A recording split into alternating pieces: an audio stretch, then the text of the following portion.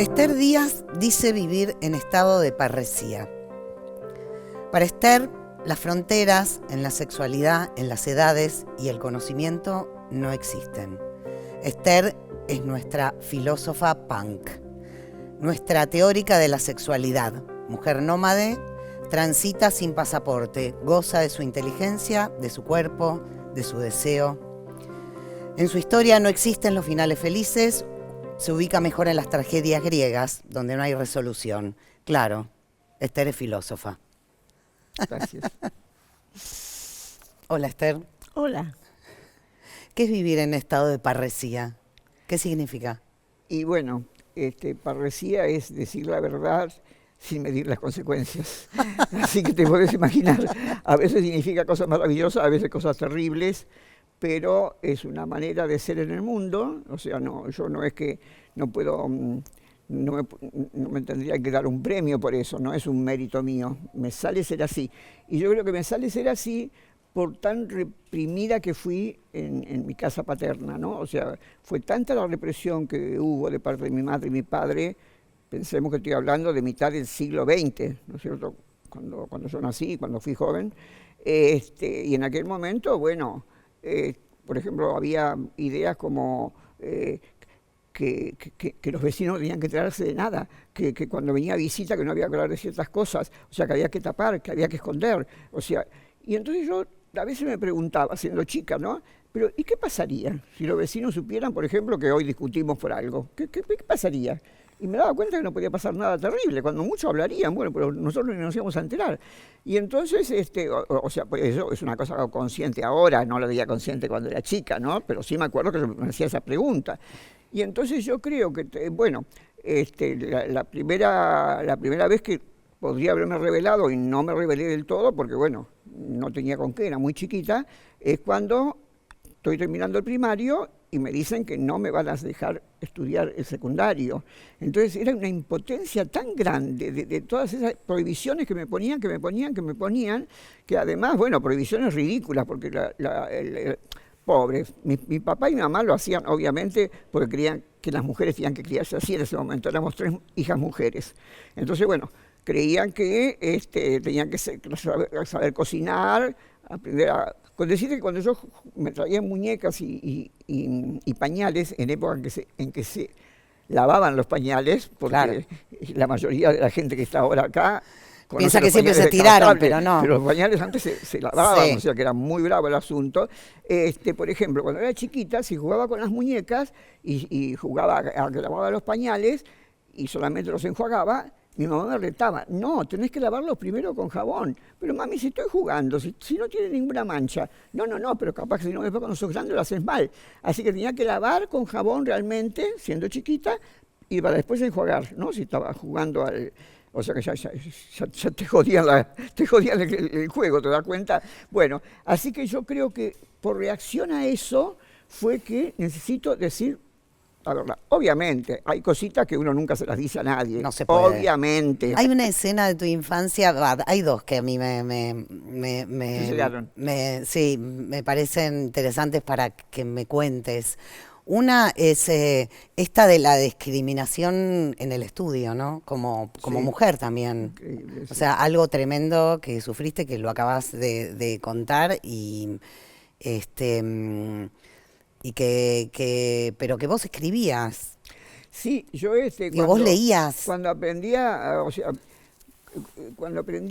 a leer y a escribir, que serían 5 años más o menos. ¿Sola? ¿En tu casa?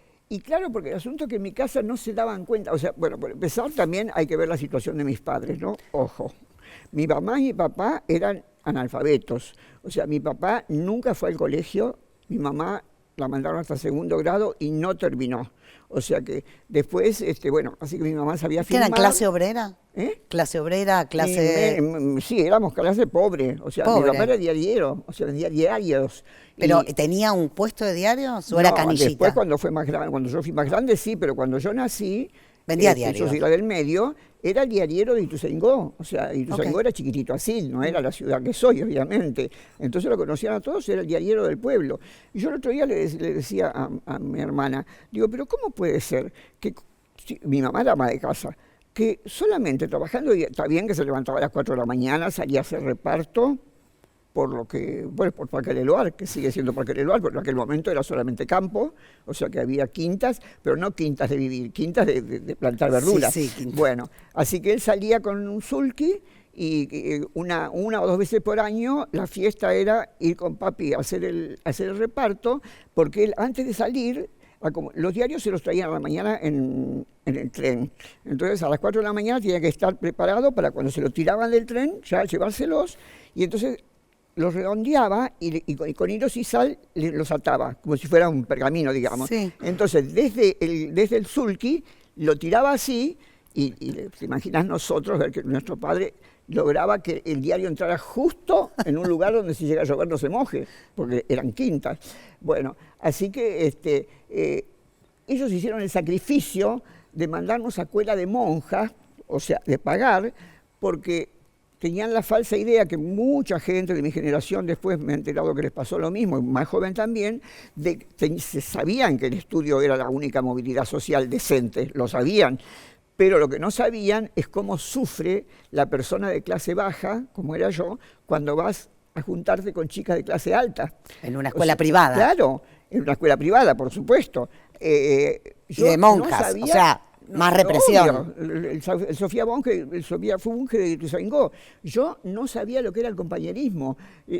O sea, porque siempre me dejaban solita. Yo era la hija del diariero, la otra era la hija del doctor. ¿Te das cuenta? O sea, que sapo de otro pozo siempre en tu propia casa. Claro. Entonces, pero para mí, ahora me angustia pensarlo, pero en ese momento no me angustiaba porque yo creía que era lo natural. Una sola vez se acercó una de estas hijas del doctor, que yo las tenía así ya catalogadas dentro de mi cabeza, viste, como las hijas del doctor, y me dice, che, Díaz, dice, ¿cuándo vas a devolver la revista que te presté? Y entonces, sí, lo único que no faltaba en mi casa eran revistas, porque mi papá era diariero. Así que, mientras que la hiciéramos con cuidado, viste, que después se pudieran vender, no dejaba ver. O sea que tuviste la posibilidad de leer porque tu viejo era diario. Claro, porque claro. si hubiera sido carnicero hubiera sido mucho más jodido también. Entonces, ¿vos te das cuenta que eras un bocho? Perdón. No me daba cuenta porque había la idea en el siglo pasado, y esto ya me enteré que es general, no es una cosa que me pasaba a mí solamente, de que no había que alabarlos a los chicos porque si no se mandaban la parte, o sea, se las creían. Entonces me enteré ya de vieja de que la única amiga de mi mamá que más o menos sabía algo del asunto, porque ha terminado el secundario, le decía, pero esta chica no es para esta época, esta nena es para después del año 2000. Eso lo decía en 1995, por ejemplo, ¿no? En 1955. Es para el año, eso nunca me lo contaron a mí. O sea, no me lo decían para que no me mande la parte. Pero tus maestras, ¿no tuviste maestras que...? Bueno, entonces... viste que a veces hay señales, ¿no? Aparecen. Fíjate. Entonces tenía una tía que es mi madrina, que me quería mucho, que vivía en San Martín de los Andes, que San Martín de los Andes era el desierto total en aquel tiempo, y yo me aburría tanto en casa, en el verano, que digo, ¿por qué no me lleva la tía? Entonces me mandaron un verano a San Martín de los Andes. Y como me aburría también allá, mi tía, más inteligente, pobrecita que mis viejos, dice, ¿y no querés que te mande una maestra particular? Digo, ay, sí, por favor. Y entonces cuando la maestra empezó a trabajar conmigo, habló con mi tía y le dijo, pero es una pena que esta nena vuelva a... En aquel tiempo se hacía primero inferior y primero superior, no era primero y segundo como ahora. Sí. Pero es una pena que esta nena vaya primero superior, esta nena está para más. O sea que fue la primera persona que yo me enteré, porque hay muchas que no me lo dijeron, que les dijo a mis padres, ojo que acá hay algo especial. Yo me preparaba para ir al secundario, fundamentalmente porque yo lo que quería ir a la universidad, yo quería ser universitaria. En aquel momento no tenía la más pálida idea de qué profesión, sabía seguro que no quería ser ni médica ni abogada, eso sí lo tenía claro, pero yo quería ir a la universidad. Pero bueno, eso es... Eso vino porque vino. Y entonces, entonces una editora hace poco, el libro mío, El filósofo Pan, justamente, sí, me dice, pero Esther, ¿cómo podías tener conciencia del Nacional Buenos Aires si estabas en el primario? Digo, bueno, me hacías dar cuenta que tuve un muy buen primario, porque yo leí Juvenilla en el primario, y lo que no me daba cuenta, y acá está mi negación, es que no podían entrar mujeres en esa época al Nacional Buenos Aires. Claro, pero de todos modos yo no podría haber entrado nunca, porque vos que mis padres no tenían para pagarme, para prepararme, ni nada. el viaje. Claro, pero mi ansiedad era esa, así que cuando me dijeron, no, porque las mujeres se echan a perder, se hacen putas si estudian. Y entonces fíjate vos qué paradoja. Sí, lo que me dejaron, a mí me chupaba, no me importaba nada, pero bueno, basta no estar en casa encerrada, acepté.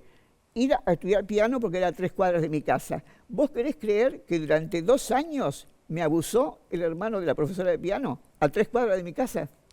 O yo en ese momento no me podía dar cuenta de todo, pero ahora que lo pienso, digo, qué bueno que me haya pasado eso. Porque no me dejaron estudiar, porque tenía que venir hasta el centro, desde Ituzaingó, ¿no? Tenía que venir hasta el centro, que era lo terrible, que podía fumar en el tren, no sé qué cosas espantosas iba a hacer. Y a 3 cuadras de mi casa me abusaba un tipo. O sea que mal. Y otra cosa que me pone mal ahora, a esta altura del partido, es que yo me sacrifiqué tanto para estudiar, pasé tantas noches, sí, tengo satisfacciones maravillosas. Ayer, por ejemplo, estaba de caída, me fui a la Biela porque ahí puedo estar las horas que quiera, y me gusta bolichear, ir con un libro, viste, quedarme horas en un lugar, y vino una señora con los ojos llenos de lágrimas y me dijo, Esther Díaz, sí, y me abrazó llorando, agradeciéndome los textos. Digo, bueno, vos sabés que me acordé de todo esto que te estoy contando. Digo, valió la pena pasar todo lo que pasé y que no me reconocieran nunca en mi casa, nunca, porque mis padres murieron sin reconocer que yo era doctora. ¿Por qué significa ser doctora en filosofía? Si doctora tenés que ser abogada o médica, te das cuenta, pero doctora en filosofía, nada. Así que no me reconocieron nunca. Y ahora me da un poco de tristeza que se me reconoce más por mi vida que por mi obra. Bueno, es que tu vida y tu obra... Bueno, sí, obviamente. No, digo, hay como una misma cosa ayer, teórica, digo, en la sexualidad, digo, sí, y también sos como, también me parece que hay algo de lo que vos haces que es como, es muy difícil muchas veces para las personas pensar que la filosofía es algo de la cabeza, ¿no? Es como un tipo de trabajo que puede bajar, que baja al llano. Clavo, Alejandra, diste justo en el clavo. Porque yo la semana pasada, como estoy escribiendo un libro sobre la vejez justamente para Random, obviamente tengo que leer insumos, tengo que buscar insumos. Entonces puse no sé qué cosa de sexualidad en la vejez y me encuentro con un artículo que era sobre mí, yo lo desconocía, donde una señora da como testimonio de que haber visto Mujer Nómade de Esther Díaz le vino fantástico porque ella era viuda desde hace mucho tiempo, que había veces que sentía calentura, como cualquier ser humano normal, perdón por la palabra. Perdón por el insulto. Sí, y que no se animaba a masturbarse, pero después que vio la película de Esther Díaz, Mujer Nómade, se animó. Así que yo ahí cerré, yo no quise seguir buscando, digo, bueno, está bien, quiere decir que llega la obra. Hablemos de Mujer Nómade, porque más allá de que es una película que, digamos, que es un documental autobiográfico, ficcionado también, sí, porque quiero decir, no es el documento. Con ese chongo no anduve, ese chongo era un bolo. Ese chongo se lo pagó, cobró por la Asociación Argentina de Actores. Me interesa como el concepto de Mujer Nómade. Digo, me gustaría que te metas un poquito por ahí, bueno, digamos, mirá, ¿qué es esa construcción? Esa película me salvó la vida, así como en su momento me salvó la vida la filosofía, y muchas veces esa película me salvó la vida, porque cuando yo cumplí 75 años, me obligaron a jubilarme en la universidad. Mejor dicho, en la UBA... Yo sabía, la UBA es muy expulsora. La UBA, el mismo día que cumplí 65 años, recibí ese telegrama de que te echó. Y cuando digo te echó, porque no es que ellos te hagan la jubilación. La jubilación la tenés que... sí, te aportaron, por supuesto, pero los trámites de la jubilación las tiene que hacer uno. Y cuando me llega la jubilación, vos sabés que yo tomé examen en el doctorado en filosofía a la mañana. Y al mediodía, cuando me llegaron las actas, no me las dejaron firmar, porque había llegado el telegrama, a veces llegó a la universidad, había llegado el telegrama de la jubilación. ¡Qué crueldad! Pero la jubilación en serio, porque esa universidad realmente se preocupa de hacer los trámites. Bueno, así que para mí fue como si me echaran. Por supuesto que es un beneficio social y que yo defiendo que haya jubilación, pero cuando es un trabajo como el mío que se puede hacer, por suerte, si la cabeza te funciona, aunque tenga cierta edad, para mí fue terrorífico. Y tenía muy grave a mi hija menor, y a los 15 días se murió mi hija. O sea que me echaron de la universidad, me jubilé y a los 15 días se murió mi hija. Así que yo me encerré en mi casa a hacer filosofía y solamente salía una vez por semana para ir al psicoanalista, nada más. Y en ese momento de mi vida me llega un mail de Martín Farina, el chico que es el director, que yo lo conocía porque nos veíamos una vez por año en una radio de un colega mío que tenía una radio así, digamos, antisistema, y nos invitaba una vez por año. Y el año anterior él me había dado, una película de él, y bueno, como yo estaba con tantas cosas, y después pasó todo esto, yo no la había visto. Entonces después que falleció mi hija, y que yo solamente estaba encerrada en casa, digo, voy a cumplir con este pibe, voy a ver la película. Pero ya había cambiado la clave y no pude ver la película. Entonces cuando nos encontramos en la radio de mi colega, le dije, es un chico en ese momento, tenía 33 años, muy jovencito, le dije, ay, te tengo que pedir perdón, porque entonces le conté, me pasó esto y esto y esto, y finalmente no pude ver la película, mandámela otra vez, por favor. Y él, después me lo cuenta, se sintió tan especial de que una persona de mi edad y con todo lo que me estaba pasando me acordara que un año atrás él me había dado una película y que yo le pidiera no perdón. la habías podido. Dijo, no, acá hay algo. No, él había sido alumno mío también, pero lo que le impactó fue eso, que yo después de un año con todo lo que había pasado le pidiera perdón por no haber visto su película. Entonces me empezó a mandar todas sus películas, que ya había hecho 7 hasta el momento, o sea que un chico bastante genial también. Bueno, y yo les daba buenas devoluciones, entonces se atrevió a pedírmelo, que él quería hacer una película sobre mi vida. Y entonces yo le dije, pero escucha, mi vida dejó de tener atractivo, porque cuando yo iba al CBC, o sea, me aplaudían antes de entrar. O sea, yo empezaba a caminar. Nina Hagen. Claro, tal cual. Yo empezaba a caminar y ya me aplaudían. Y ojo, ¿qué ganaba yo con eso? O sea, habiéndome hecho pan, consumiendo, porque no era que me disfrazaba, yo me vestía así en la vida cotidiana, me vestía de punk. Sí. Era una cosa estética, por supuesto, no me la pasaba tomando cerveza y escuchando música, pero me gustaba esa estética y me gustaba esa ideología de oponerse contra la reina. Contracultura. Siempre la contracultura. Me enganché contra eso, entonces los alumnos, esto es la interpretación mía, pero a veces se lo digo a quienes fueron y están de acuerdo, veían que yo me había puesto al nivel de ellos. Entonces ellos después yo les podía dar Kant, les podía dar Hegel, y me escuchaban como si estuvieran en misa, en otra época, porque en misa también se habla. Bueno, entonces, bien, entonces le dije, bueno, mirá, no tiene ningún atractivo ahora mi vida, pues yo antes entraba y me aplaudían, en vez ahora estoy encerrada. ¿Qué atractivo tiene una mujer encerrada escribiendo todo el día o leyendo? Dijo, no, pero mirá qué frase, pero yo no te estoy buscando por tu vida exterior, yo te estoy buscando porque quiero que mi cámara capte cómo la filosofía atravesó tu cuerpo, porque vos tenés el cuerpo atravesado por la filosofía. Bueno, con esa frase, querida. Ya está, te compró para siempre. Y que justo me agarró de que yo estaba sin trabajar en ese momento. Porque si hubiera sido antes con las universidades no podía. No hubieras podido. Bueno, lo sabes bien, a una película hay que dedicarle todo el tiempo. Ese sí es una entrega absoluta. Claro, estuvimos todo el año trabajando. Así que me agarró justo en ese momento. Y además, cuando yo en la película digo, hoy hace un año que murió mi hija, es cierto que eso no es ficción, que hoy, ese día hacía un año que había muerto mi hija, o sea que eso es auténtico, totalmente auténtico. Fue lindo y fue doloroso, porque bueno, hay muchas cosas que yo me juego y las hago, pero había unas cosas que me decía, por ejemplo, cuando yo chupo un dildo, sí, él después quería que me masturbe. Yo dije, no, es demasiado. Escuchame, ya bastante porque estoy chupando un dildo. Masturbate y una vos, pornográfica. Farina. Claro. Bueno, así que había veces que me negaba. Él, después de 3 meses que estuvimos preparando el guión, me dice, bueno, sería interesante que haya un poco de sexo en la película. Vos fuiste parte del guión. Sí, yo le escribía...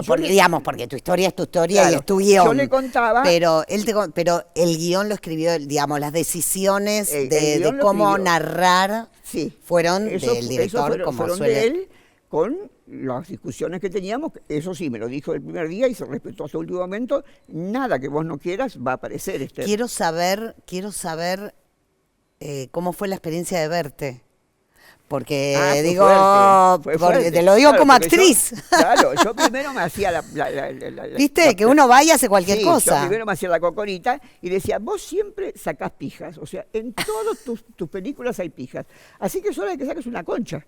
Bueno, y hasta mi película siempre él hacía bañar a su protagonista. Siempre se bañaban. Para más, la primera que hace es en un entrenamiento de chicos de fútbol, de chicos en serio, profesionales. Sí, sí. Así que te imaginas, En un vestuario. siempre. Bueno, y entonces yo lo cargaba. Digo, vos no sos gay, está bien, tenés una novia maravillosa, no le gustan los hombres, pero tenés un problema con la concha, querido. Vos tenés un problema. Y entonces a mí llegó el momento de mi baño también. ¿Vos querés creer que me filmó bañándome y no puso esa escena?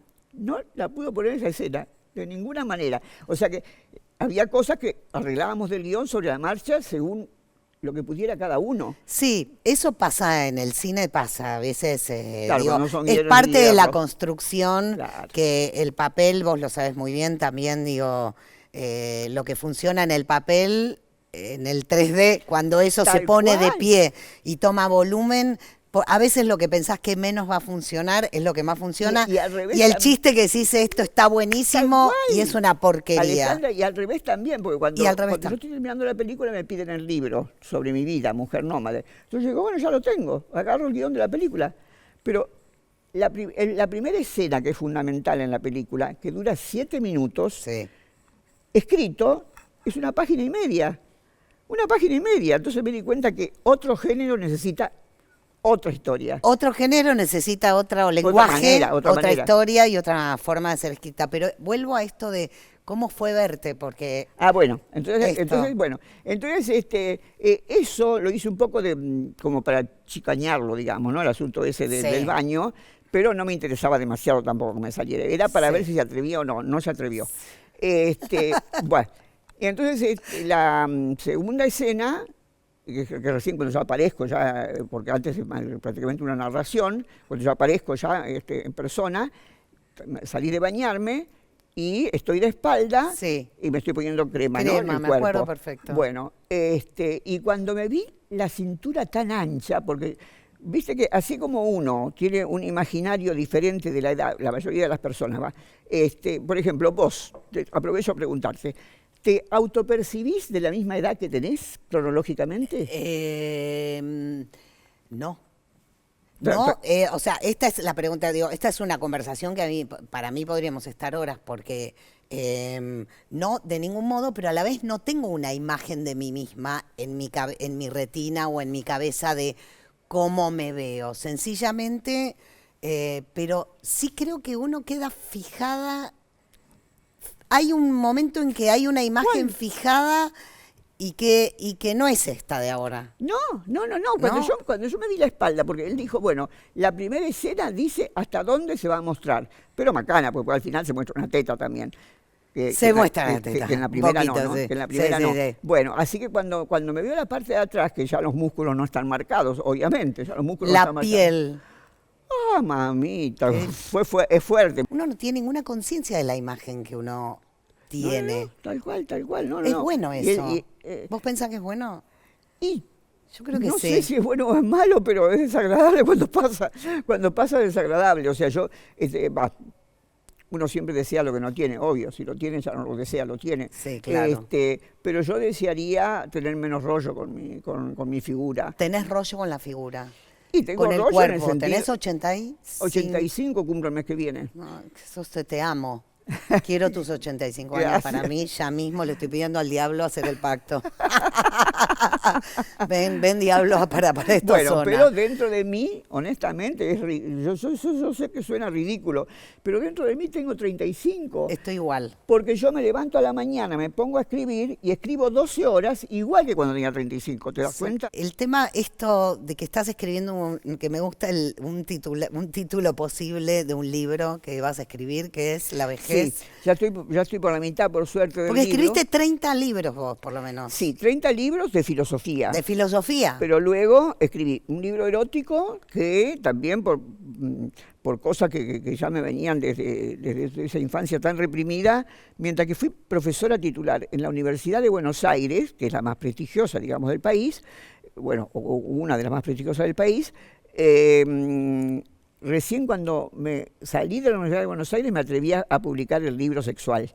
Porque, bueno, uno le dice erótico porque parece un poquito más fino, pero realmente es sexual. Porque en ese libro, claro, no hay amor ni hay erotismo. Porque el erotismo tiene algo siempre de lo sexo afectivo. Hay sexo puro. Algunos te calientan, otros te la bajan porque son terribles, otros, ni fu ni fa. Tiene su hit que se llama Polvos de Cartón, que es una mina como si fuera yo, por ejemplo, porque lo hablo en primera persona, que sale a hacer una fiestichola con cartoneros. Y vos sabés que eso tiene su anclaje en la realidad, porque yo tenía ganas de conocer Portugal en el 2001. Y al principio del año empecé a pagar un pasaje y todo el viaje, o sea, los hoteles, todo. Y cuando termina el 2001, caballo, que nos pone el corralito, y no era cierto que si vos ibas con el pasaje te devolvían la plata. No, señora, me dijo el gerente del banco, eso lo dice el ministro, pero acá a nosotros no nos llegó ninguna circular, o sea que tuve que pedir dólares prestados para hacer ese viaje que yo ya tenía pago, pero bueno, tenés que llevar, no podés ir sin nada. Bueno, entonces me fui con una tristeza, porque justo eran los días que se destrozó todo en el microcentro, ¿viste? Que se había destrozado todo. Me acuerdo que la gente, y yo estaba en Portugal, había ido solamente a Portugal en ese viaje, al lado de España, y justo fue cuando se nacionalizó Aerolíneas.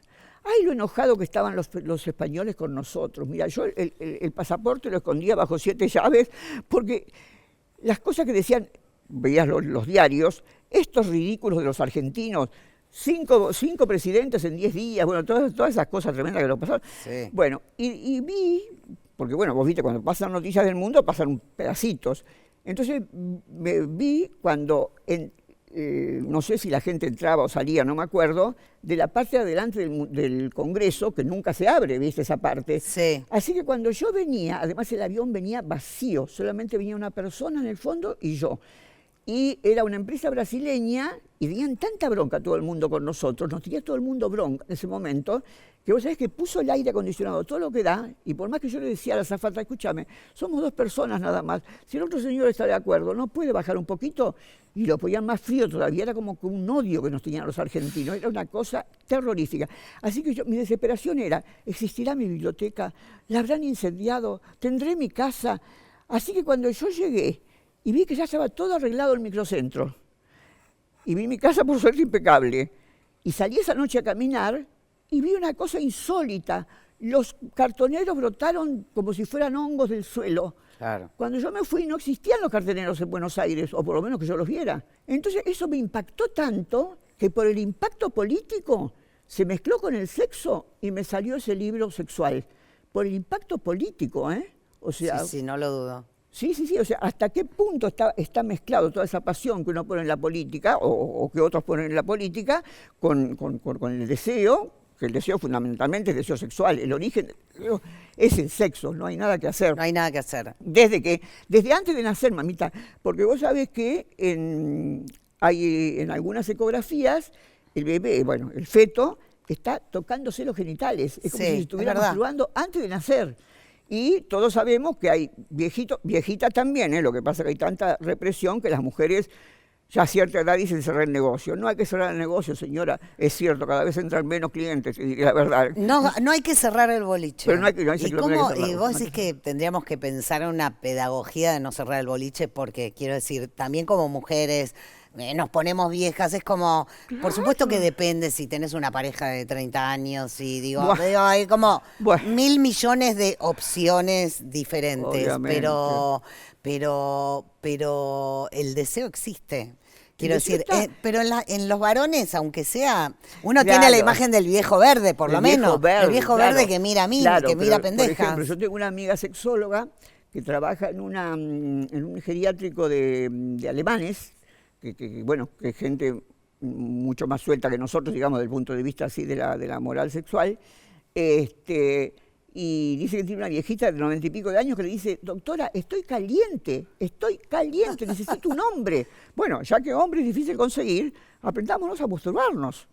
Entonces, bueno, hizo un taller para enseñarle a las mujeres A viejitas masturbarse. a masturbarse. Y vos sabés que hay una película que todavía no se estrenó en la Argentina, pero la re que te comiendo, porque la protagonista es una ex chica Almodóvar, de 69 años, que como Sí. es chica Almodóvar, que es, no tiene ningún problema en salir en bolas directamente, y es ese tema. O sea, ya está casada en un pueblecito de España, es la modista de la iglesia, o sea, que le hace ropa a los santos, y un día que la hija le enseña a manejar una tablet, porque se iba de viaje y quería que se comunique, ella, probando, no sabiendo, estando sola, tocó algo que le salió una escena pornográfica. Y eso le despertó el deseo. Ella hacía como 30, 40 años que no tenía nada. Y quiere hacer algo con el marido y el marido ronca todo el día, ronca. Y entonces ella, vistiéndolo a Jesús, sacándole una ropa, poniéndole otra, se calienta con Jesús. Espectacular. Entonces, como el marido no le da bola, y ella tampoco quiere romper todo, empieza primero a hacer un curso para aprender para aprender a masturbarse por digitalidad, que ahora la maneja. Sí. Y después, como no le alcanza con eso, se encuentran personalmente con las chicas, les enseñan a fumar marihuana, les enseñan a masturbarse, y la vieja termina chocha de la vida, con su marido roncando, pero ella disfrutando de su propio cuerpo.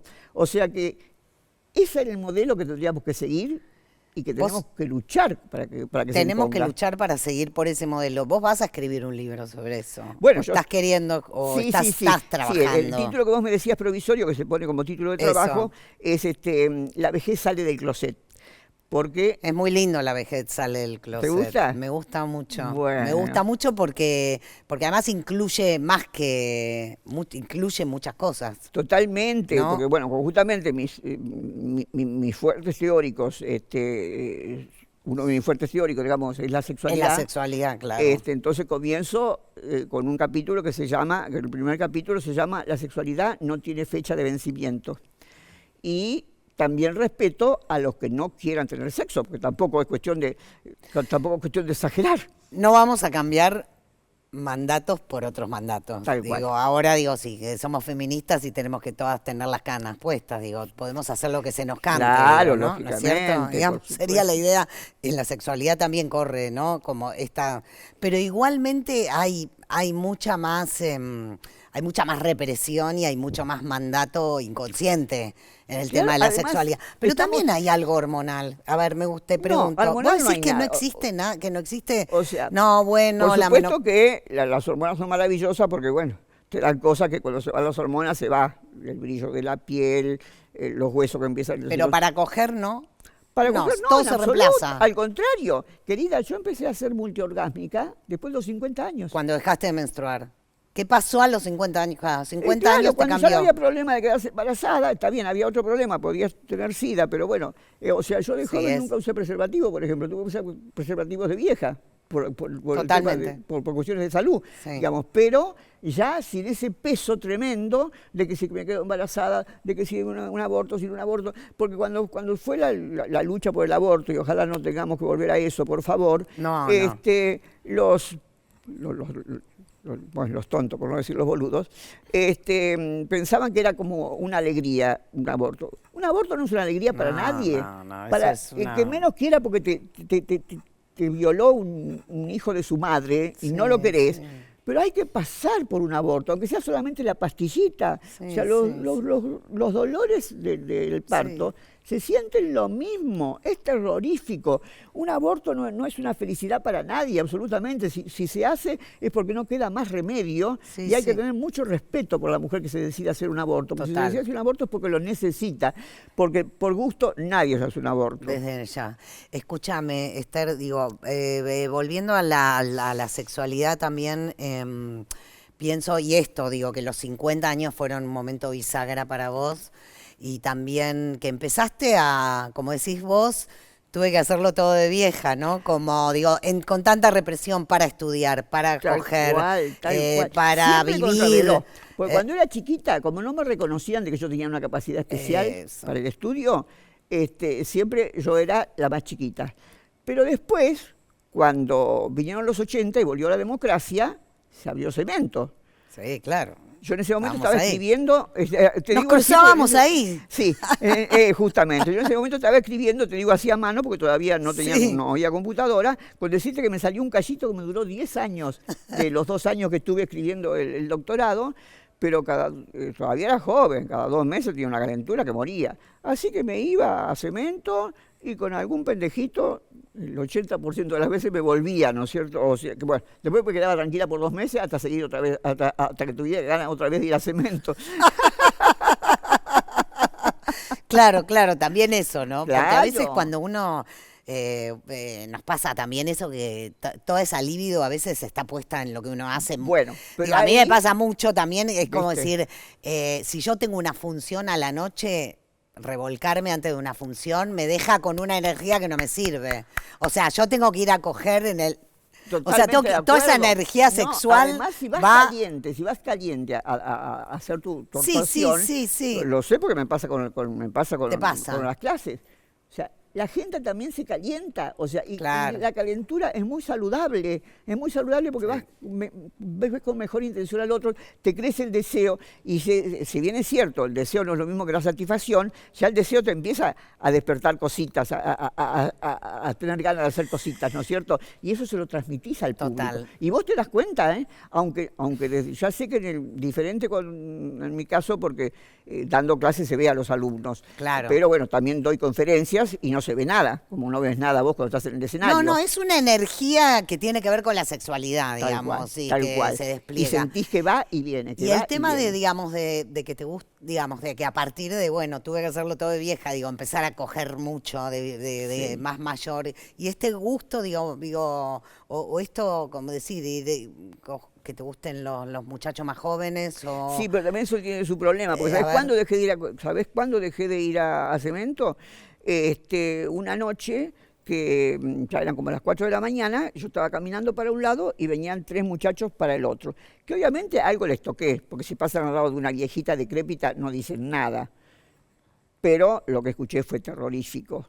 Escuché, y bueno, ya que no levantaste, ¿por qué no te levantás a la vieja? Ay, mamita. Qué duro.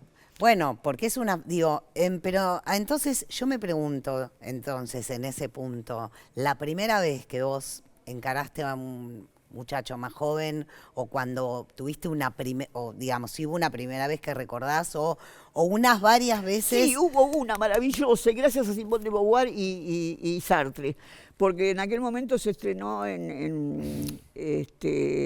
se había estrenado un reportaje que Sartre le hacía a Simone de Beauvoir, preguntándole cómo es que ella se había hecho feminista, porque ella tuvo un cambio en su vida, no era feminista desde joven. Sí. Bien. Y yo los vi tan libres a estas 2 personas, los vi tan libres de cabeza, ¿no? Sí. Tan libres, tan maravillosos, que dije, ay, todo el mundo, cuando fue joven, en esa época, se hizo el famoso viaje con la mochila a Bolivia y Perú. Y yo, por supuesto, no, porque estaba lavando pañales. Okay. Entonces lo voy a hacer ahora. Entonces me puse a dar clases particulares y a juntar guita. Y a mis 40 y pico de años, a mis 43, 44, me hice con la mochila el viaje. No, me iba a pensiones, ¿no? Sí. Pero bueno, con la mochila.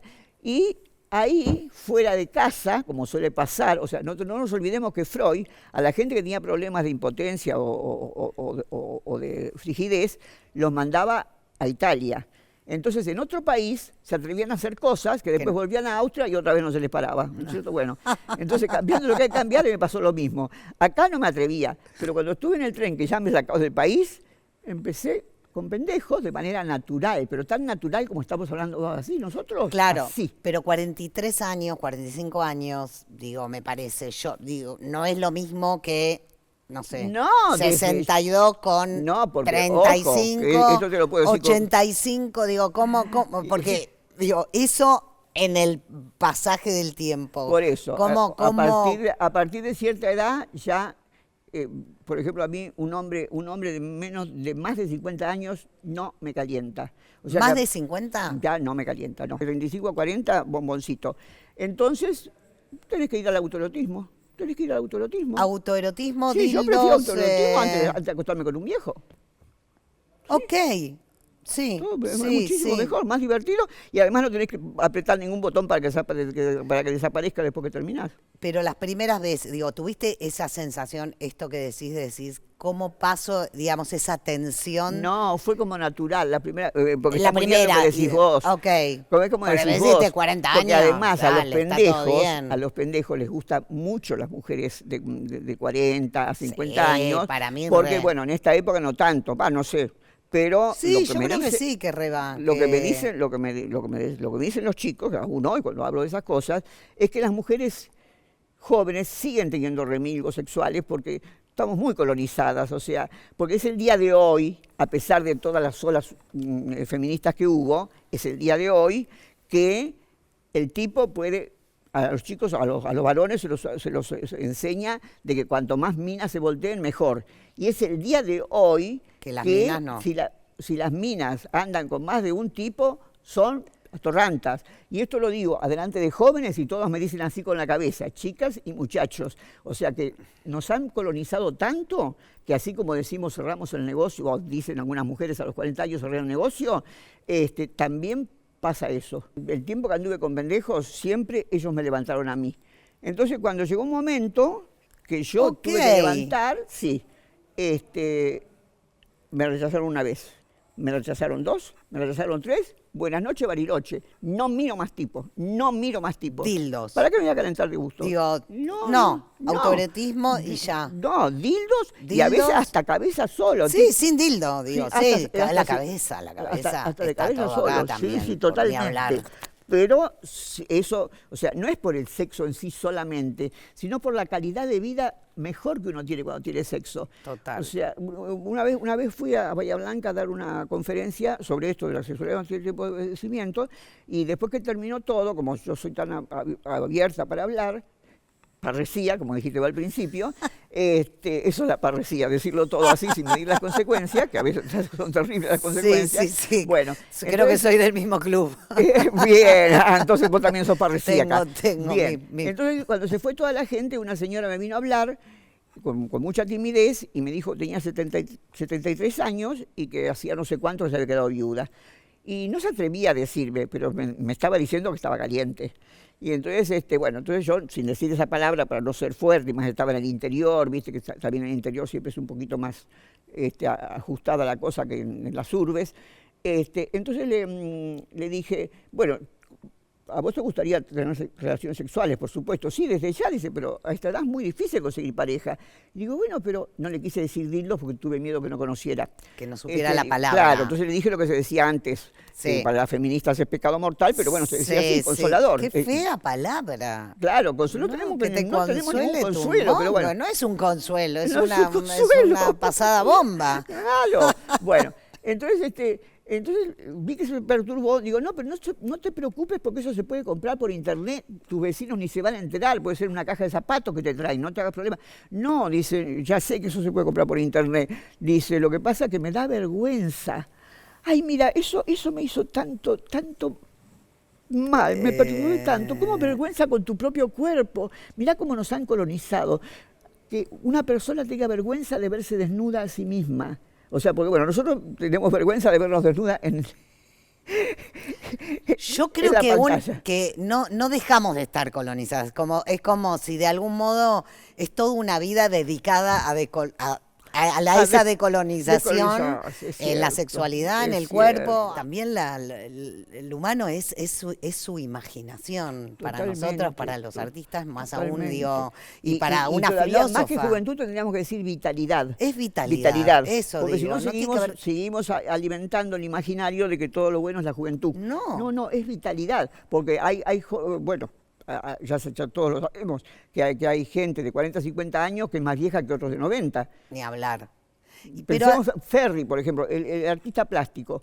O sea, hasta último momento estuvo trabajando, tenía 90 y pico de años. A Borges, 90 y pico de años, cuando le preguntaban, porque usted hace 10 años decía, ay, no me hable del pasado, pregúnteme que el mes que viene me voy a Japón. Era ciego. Y lo que quería es seguir hablando del futuro, de los proyectos. Total. Estamos, y vos estás con los proyectos, estás con el libro. Sí, yo estoy con el libro y con mis columnas en página 12, que gracias a eso sí fue un orgullo muy grande. Háblame un poco de eso, porque... Sí, porque el asunto fue así. Es esa bajada también, es otra vez la bajada al llano. Fue maravilloso. De la filosofía, del feminismo, de toda la teoría. Cuando a mí me llaman de la editorial más importante de la Argentina, que nunca me hubiera atrevido yo, honestamente, no me hubiera atrevido a ir a presentar una obra mía, te juro que no. Cuando me llaman de Random, me sentí tan emocionada, digo, por fin me llega el reconocimiento por lo que yo quiero, por lo que yo hago. Entonces, cuando me encuentro con la editora que me llamó, le digo, ¿porque vos leíste Filósofo Pan? Dice, no, yo tuyo, lo único que leí son tus columnas en página 12. Digo, ¿y no sabes nada de Filósofo Pan y de todas esas boludeces que se dice sobre mi vida? Nada, no sé nada de vos. Me das la satisfacción más grande de mi vida, porque me llamó por mi obra, ¿te das cuenta? Me llamó por mi escritura. Así que eso no lo dejo. Cuando me llamaron, cuando arreglé con la editorial, que arreglé en muy buenos términos, pretendían publicarlo para la Feria del Libro. Y yo dije, no, yo no lo puedo entregar tan rápido, porque después que uno lo termina de entregar, todavía ellos necesitan 3 meses más, ¿viste? Sí. Yo no puedo entregarlo tan rápido, porque yo una semana le dedico a las columnas de página 12, por eso salen así. Porque no son columnas periodísticas, son pequeños ensayos.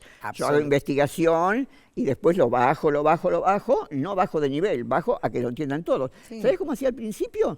Porque bueno, a lo académico estoy acostumbrada, como dijiste vos, tengo 30 libros publicados académicos. Entonces cuando empecé a escribir otro tipo de escritura, que al principio yo lo tenía naturalmente, pero mi director de tesis doctoral me dijo, Esther, tenés que escribir más aburrido. En la academia no se usan metáforas como usás vos. O sea que tuve que deconstruirme y volver a construirme otra vez como escritora. Y entonces a la empleada de doméstica, le pedía, señora, por favor, cuando tenga tiempo, váyase al comedor, siéntese tranquilita sola y lea esto con este lápiz. Algo que yo tenía que publicar, ¿no? Y lo que no entiende, lo subraya. Entonces ella venía, me decía, mire, no entiendo lo que quiere decir esto y esto. Entonces yo limaba otra vez y hacía otra vez la prueba. Bueno, lo hice unos meses, después ya no quise hacerlo más. Entonces así logré no bajar el nivel, pero sí bajar el nivel de comprensión. Yo siento que hay algo que vos tenés, digo, que es tus 30 libros como académica, digamos, como tu vida académica, digo, tiene una vida propia, sí, la vida académica. Pero vos tenés otra vida que es como entre de divulgación y de vos ser tu obra también andando, ¿no? Como, sí, y yo siento que ahí hay algo, no sé, yo lo vinculo, como si vos fueras como una mujer que algo, no sé, te quiero preguntar por algo como de la clase, de tu clase social, como, o sea, sos arrabalera, sos pueblo, ¿viste? Como una cosa, como... Qué buena psicóloga serías, qué buena psicóloga serías. Porque siento como que tenés esa cosa de, primero que no sos desclasada, que es una cosa como que, ¿no? Bueno, qué sé yo, bueno, hay muchas personas que lo son. ¿Sí? Y no solo eso, sino que tu clase está tu origen, sí, claro. está en tu búsqueda. Cuando me preguntaste eso, yo lo que sentí. Lo que pasa es que yo soy una piba de barrio. Sos una piba de barrio. No dejé de serlo nunca. Por ejemplo, tengo un colega francés que es conocido, de Didier Ribon, fue discípulo de Foucault. De Foucault. Que después que murió Foucault, yo lo fui a entrevistar a París. Y después, 3 o 4 años después, que yo volví a París, le escribí y no me contestó. Y había sido muy amable conmigo él. En Clarín salió 3 páginas del reportaje que le hice, maravilloso, todo bien, y no me contestó. Y estuve en París y fui a tocarle el timbre y no me contestó. Y ahora aparece un libro de él sobre la vejez también, porque bueno, él también ya se vino grande, Y él cuenta que nació en una familia muy pobre, que el padre no me acuerdo si era zapatero remendón, una cosa así como mi padre, más o menos, y que cuando él empezó a triunfar en París, nada menos que al lado de Foucault, sentía vergüenza de sus orígenes. ¿Viste? O sea que a mí me negó porque él me había contado, cuando era jovencito, de sus orígenes. pobre. Y después tapó todo. Y ahora de viejo, digamos que salió del closet. Salió del closet desde el punto de vista sexual, había salido hace rato, porque era amigo de Foucault y era homosexual. Pero salió del closet de clase, porque le daba vergüenza haber venido de una clase tan baja. En cambio, a mí, como muy bien dijiste vos, por eso dije, qué buena psicóloga serías, al contrario, a mí me enorgullece haber sido la hija del diariero, que no te terminé de contar lo que me hizo la hija del doctor cuando me vino a preguntar por la revista. ¿Qué? Me extrañó, bueno, me puse contenta que me vinieran a dirigir la palabra a mí en ese colegio, que nadie me dirigía la palabra, más que la maestra, para humillarme. Entonces le dije, ¿pero qué revista? Y en aquel tiempo, vos te acordarás, aunque no sos tan grande como yo, te acordarás, o no, había una revista que se llamaba Pif Paf, ¿vos te acordás? Pif, Paf. Sí, bueno, sí. ¿sabés lo que me dijo? Pif Paf. Y me dio una cachetada y una bofetada. Ja, ja, ja, ja, ja, ja, ja. Estaba preparado entre todas para venir a hacerme eso. Wow. Bueno, No, bueno. hoy rescato, me acuerdo de todo eso y digo, ¿qué será de la hija del doctor hoy en día? Por ahí está, bajo tierra. ¿Y dónde está Esther Ojalá Díaz? que no, y me esté No, escuchando. que nos esté mirando conversar. Sí, tal cual. La parte, digamos, salir del closet de la vejez también tiene como su parte medio chota también, ¿no? Quiero decir, no sé, pienso en tu mamá vivió muchos años, 103. encima de jodida, longeva. Hasta el último momento. Bueno, pienso mucho en esas cosas, yo pienso mucho en, digo, yo tengo a mi mamá, mi mamá tiene tu edad, cómo es también cuando somos grandes y tenemos que hacernos, digo, ¿no? Como hay una mitad de, cuando nos hacemos cargo de nuestras hijas, nuestros hijos, parece que en un momento tiramos la chancleta y decimos, volvemos a recuperar un espacio psíquico, ni siquiera es... Volvemos a recuperar la libertad. La libertad. O sea, sí, bueno, sacando la lógica limitaciones que nos da el cuerpo, por supuesto. Sí. ¿Sabés cuál es el terror? Porque los últimos 10 años de mi mamá fueron ciega y paralítica. ¿Para qué querés vivir? ¿Para qué? La pobrecita decía, me quiero morir, pero bueno, ¿cómo vas a hacerlo? No. Ella se quería morir, Sí, ella también lo decía, sí. obviamente. O sea, Bueno, ella ese es un temita, digo, que me parece muy importante, Claro, no. que es la eutanasia, la decisión de poder, digo, ¿no? Después del Sí, aborto vamos por la eutanasia. Totalmente, o sea, he vivido de lejos, por supuesto, la lucha que hubo en España hasta que finalmente la consiguieron y me doy cuenta que no la vamos a conseguir cuando yo la necesitaría acá, pero yo quisiera eso, porque ¿sabés lo tremendo? El miedo tremendo de esta edad, o por lo menos el mío, es depender. Esto es, Eso. no autovalerse. No, depender. Y es tremendo cuando uno... Por eso el otro día cuando me caí pensé, ay Dios mío, si ahora yo tengo que estar todo el día con una mujer en mi casa, se me cambia la vida, o sea, es lo más tremendo de todo. Bueno, pero eso no hay solución por el momento. No. O sea que yo estoy en contra, porque fui muchos años fui católica, fui monja de clausura incluso, así que estoy en contra de la palabra resignación. Y no, pero sí estoy a favor de la palabra reasignación. Reasignación. Claro, asignarle otro sentido a lo que nos pase. Yo, por ejemplo, nunca, porque bueno, yo era blanquita, tenía ojos verdes, cabello oscuro, o sea que cuando era jovencita era una pinturita. Y bueno, cuando ya uno es grande, no le dejan una pinturita, pero se da otras asignaciones. O sea, sabes que tenés otras ventajas. Y entonces ahora pienso que el día que me pase, ojalá que no me pase, bueno, pero si me pasa de tener que depender, tendré que hacer un gran trabajo de reasignación. O sea, ¿cómo es esto de vivir paralítica, por ejemplo? Sí. Que me da terror ahora, pero sé que porque, escúchame, vos tenés hijos. O tenés hijos. Sí. Cuando uno tiene un hijo, lo que más temor tiene es que se muera su hijo. A mí me pasó eso, o sea, la cosa más terrible que le puede pasar a una mujer, sobre todo a una mujer criada como hemos sido criados nosotros, ¿no es cierto? Porque en otras culturas, tanto para el hombre como para la mujer, pero para la mujer es peor todavía en nuestra cultura. Entonces, bueno, y reasigné, le di otra asignación, le di otra asignación a no tenerlos. Y bueno, lo mismo hice con la vejez y si no queda otro remedio, lo mismo lo haré con el ser paralítico. Pero mientras tanto es el único, yo no le tengo miedo a la muerte, al contrario. Ya a esta altura podría llegar. Pero claro, tengo cualquier cosita que voy borrando al médico.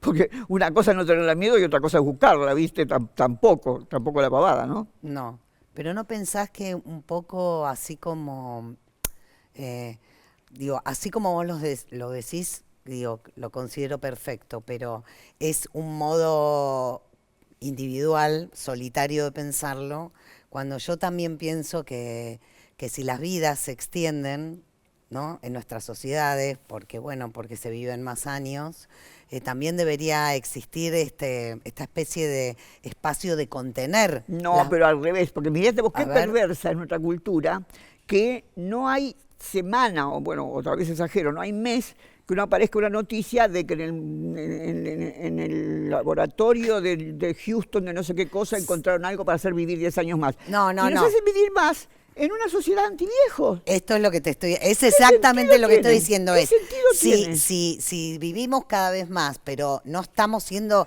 digamos, no hay una contención Al para las contrario, vejeces. al contrario, somos y hay somos un discriminados, rechazo nuevamente. Somos discriminados. Exacto. O sea que no nos hacen vivir más, nos extienden la vejez. Sí, porque sí. vivir más sería estar con toda la energía. Con la vitalidad. Con la vitalidad.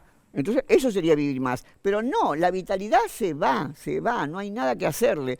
No inventaron algo para la vitalidad, inventaron para vivir más años. Durar. ¿Y más años para qué? Y bueno, no es casual de que en el siglo XX se inventaron los geriátricos. Sí. Los geriátricos no existieron jamás No. antes del siglo XX. El siglo que más avanzó, o que más se desarrolló, mejor dicho, en ciencia y en tecnología, es el mismo siglo que inventó un lugar para que te lleven simplemente porque cumpliste una edad. Una locura. El geriátrico, ahí está todo dicho.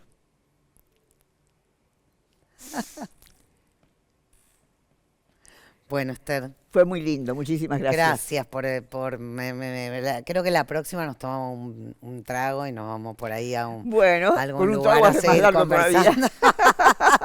Pasamos una noche Fantástico. de conversación. Muchas gracias. Gracias, mi Muchas amor. gracias. Muchas gracias. Te voy a dar un beso. Para. Gracias, mi cielo. Son lo más de lo más. Te admiro profundo. Muchísimas gracias.